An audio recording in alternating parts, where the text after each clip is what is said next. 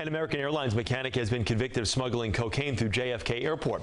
These guys had established a system to use American Airlines as their drug mule to move in $250,000 worth of cocaine on every single flight.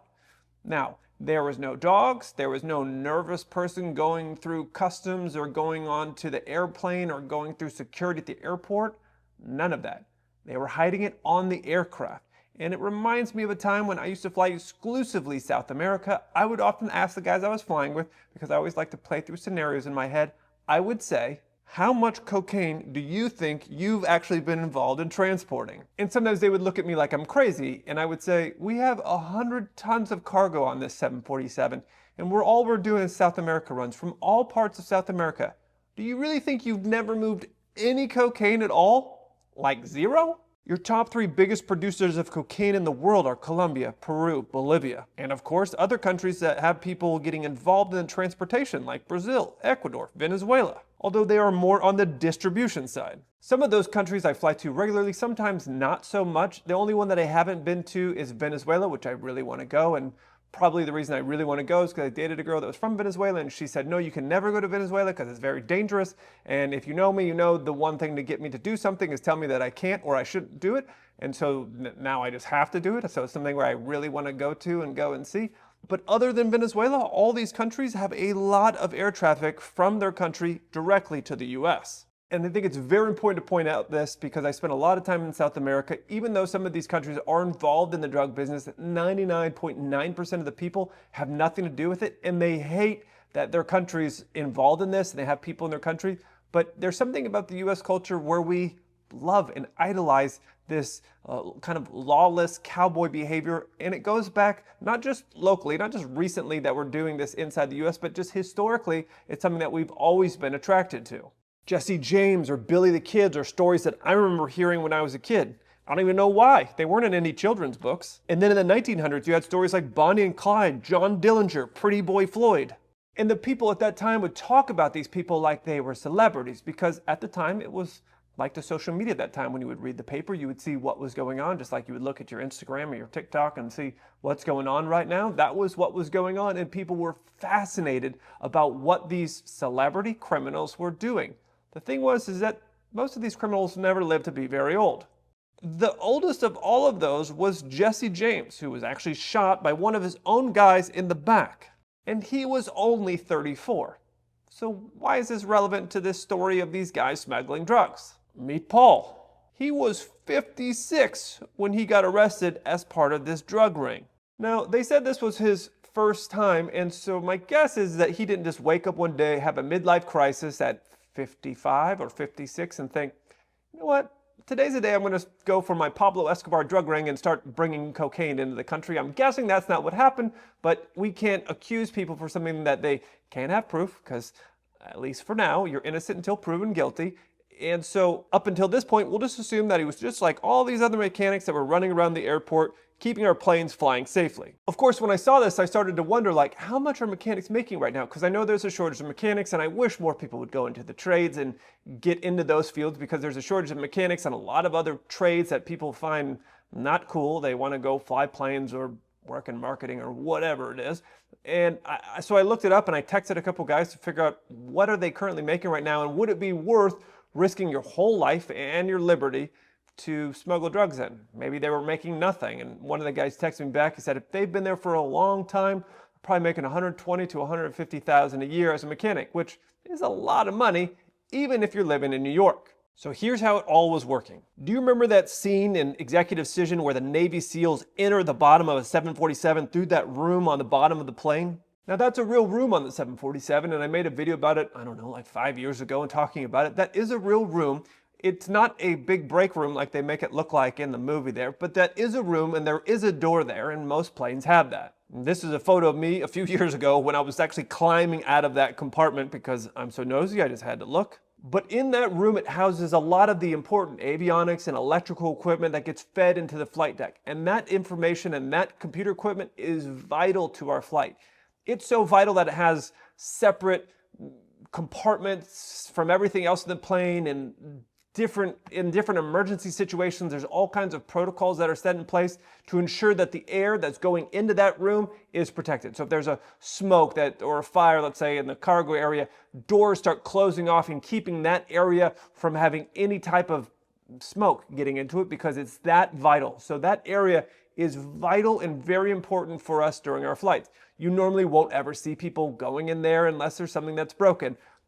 There are a few circumstances that on the 747, for example, we'll go through there because there's a ladder that goes through there on an empty flight. There's a ladder that goes through there that you can get into that compartment and then get into the main deck and then climb up the stairs to get to the upper deck. So there are places in the world where, let's say, if you have a situation, the maintenance needs to go downstairs and fix something, they'll actually use that, go through that little hatch and climb down there. So there is a way to get inside and outside from that thing, but it's not the normal thing. When we go and pre-flight a plane, we don't normally climb up and start looking around in there. Normally maintenance is the older people that go in there, or very nosy pilots, because that's just something I have to do. And since Paul knew that there wasn't going to be a lot of traffic in there, he thought he'd use that exact same room, but on the Airbus A321, and they'd put the drugs in there because they know nobody would be looking in there. I have to give him credit because this seems like a pretty well thought out plan. I have been on planes where we land somewhere, the DEA or Customs and Border Patrol or Border Protection show up to our aircraft and they want to look around the main deck. They want to have the dog smell our bags and they want to kind of look around in our plane. Okay, cool, no big deal. Happens from time to time. It's pretty rare, but it does happen. Now, keep in mind where this is distance from the ground. That compartment is going to be more than 6 feet off the ground from the outside if you're looking around.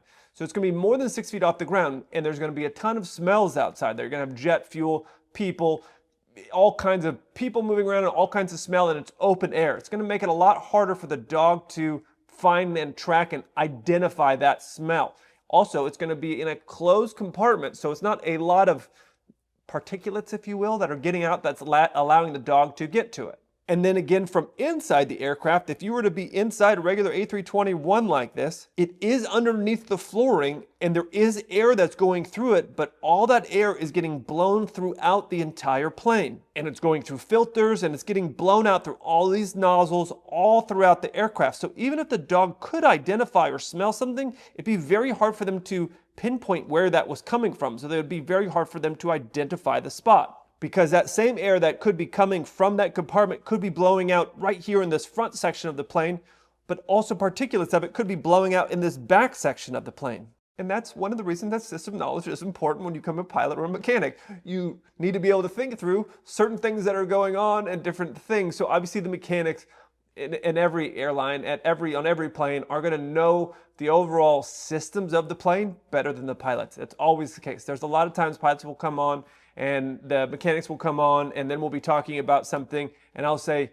how is this going to impact it? Now, I may have my idea of what I think is going to happen, but a lot of these mechanics, they're working on these planes all the time and they tend to have a better overall systems knowledge of how everything is moving. So a lot of times, even though I think that I know what that impact, that thing being broken or not working, how that's going to impact my flight, a lot of times I'll ask them like, and what does that mean I'm going to get here or not get on this? Because I want to see what they're going to say. That's part of bringing them in as a crew member and involving them, but also either confirming what I think I know or maybe telling me something that I didn't know, which I would want to know and I would want the entire crew to know. So I typically will ask that. And historically, they're really smart about knowing these planes. It's what they do. Now, why using that compartment is smarter than, let's say, one of the cargo areas is there'd be no reason really that you would need a mechanic to constantly be going into this lower cargo area of the aircraft. And there is a reason a lot of other people would be going in there. So the idea that another ground personnel or somebody else was working with the ground personnel, that would be a more logical place that they would be doing it because that would be a place that they would normally go. The other place that a normal ground personnel might hide something like that would be inside the gear wheel well. Well, you've heard people hiding away in there, so there's plenty of space that you could hide cocaine in there. Here's the problem. These gear doors have lots of moving parts to them. They have hydraulics, they have doors opening and doors closing, and they're exposed to the elements. It's not a sealed off protected area like you're gonna have on this electronics and this avionics bay, which means after a long flight, something could happen where the weather being -40 something outside, or weather or wet stuff could end up impacting the tape, or however you're securing it up there, and you go to open the doors for landing your plane and $250,000 of cocaine just lands in somebody's backyard or in the water or whatever the situation may be. So you could have that happen, and obviously no one's going to want to lose that much money. So on this particular flight, what ended up happening was, on a flight starting in Montego Bay, I suspect a maintenance guy actually loaded everything inside here shortly before takeoff. And again, I suspect it was a maintenance person, because if I was doing a walk around and I saw, let's say, a ground handler or a bag handler or a fueler or anybody else climbing up into that bay, I would be thinking, what are you doing? And so would everybody else that would know that person better than I would know that person as far as what their role is. Because a lot of times when we go park with 747, you come outside, there's 30 people. You got ground handlers, fuelers, maintenance guys, people doing security, you got drivers, you got so many people that are out there. But if I saw someone that wasn't a maintenance person climbing up into that compartment, I would be thinking, dude, what are you doing up there? There's no reason for anybody to go up there except a maintenance person. And a maintenance person going up there would make sense. You would say, oh yeah, no, I'm just doing a check on something. And he wouldn't even get questioned. But if he did, he would go up there and say, oh yeah, no, I just want to check something because we got an error message. Nobody would go, oh really? No, that would be really normal. On multiple times, I've had guys go into the E&E compartment to mess with something. And that's why I ended up getting that photo, because they were in there messing with it, and we were delayed, and so I was climbing around like a child. Now, according to the reports from the police, it was just a random inspection that the Customs and Border Patrol were doing, in which they found the drugs here, and I don't know if this is the actual picture, but it's a pretty primitive tape job. Now, regardless of whether you're a pilot or not, you can imagine that if you work in Customs and Border Protection or you work in the DEA, you're going to see something like that with bricks taped in there and go like, that doesn't really make sense. So even if you weren't a pilot or a mechanic or somebody, you would see that and know that that wasn't something that should be belonging there. And the last time I believe that I got checked, I believe I saw them climbing up there. I never really put the two and two together, but obviously after this type of incident, you would go like, oh yeah, no, you'd want to go look in there for all the reasons why I mentioned it. It's kind of a smart place to put something like this for all the reasons that I mentioned. So I believe they went up there and had a look, and it'd be pretty easy to see. Now granted, you could go start hiding it, but airlines and airplanes, when they're made, there's not a lot of empty space. They want to use the maximum of everything you are going to get in there. They're not just going to have all these leftover empty compartments. So it's not like what you see with transporting drugs in trucks, where they take the flatbed and they cut the flatbed out, or take like a bale of hay and they hide it inside the bale of hay. It doesn't really work like that on planes. It's like, hey, all these things are essential, so a mechanic's not going to go like, oh, they don't really need this computer. We'll just go ahead and slide a couple of bricks of cocaine in here and it'll be fine. It's not how it works. So everything really has a place, and it'd be really hard to hide it in a way that would make sense. And since almost nobody ever goes up there and it's so infrequent that the planes are getting checked, I think they thought, And my also guess is that, I know this was his first time, my guess is after doing something for a long time, you start to get sloppy, because you think, well, no one's even looking up there, so who cares? Like,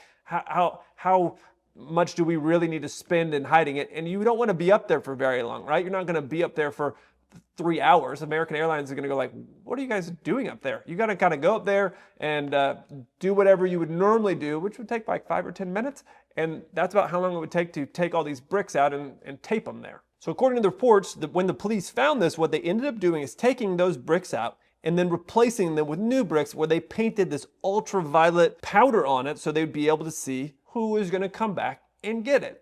So they sat there, and once they switched the bricks out, they sat there and they waited until they saw somebody show up to the plane. Now, it's possible that you are just a normal maintenance guy that just showed up to that plane coincidentally before takeoff and went into the E&E compartment bay to double check something. Maybe. But if you did do that and you did see all of those bricks like you see in that photo there, you'd be thinking, those don't belong there. And you probably would say something, would be my guess. But he ended up handling them, and they ended up being gone, and that ended up being that. And guess what the police did? They documented situations with him with an empty tool bag going into the plane and a jacket with holes cut out in it going up into the plane and then leaving the plane. And when police confronted him about this, he had gloves, and the gloves had all the ultraviolet dust or whatever they sprayed on there, so it was clear that he was handling that. Which again, if I was a maintenance guy or a pilot, like if I'd walk the main deck, let's say, I walk the main deck and all of a sudden I see all these bricks that are just taped to a wall somewhere. Me, because I'm very nosy, I would probably be like, what's this? And I'd be very curious about it, and I would probably grab it because I'm really nosy like that. But if I found it, I wouldn't just throw it in my bag and be like, I'll just check this out when I get to the hotel later. I absolutely would not do that. I would be like, what is this? And I would start asking people about it, like, who knows what this is and why is this here? Because it doesn't belong here. I wouldn't be like, well, let's find out what this is later at the hotel. You know what I'm saying? He ended up getting arrested in February of 2020, just weeks before the whole world got locked down because of COVID. And in 2023, after a week-long trial, he was sentenced to 9 years in prison, which to me seems pretty low considering the amount of cocaine that he had. But I guess because of being his first offense, and because of the fact that they didn't have any other evidence of anything like that, then that's what he got convicted of. So you can only be charged for the things that you can be proved, which, I have to agree with. I couldn't find anything about the guys in Jamaica or how it got on there. I don't know what happened on that side or how long it's been going. I couldn't find any testimony to how much he was making or any of that stuff.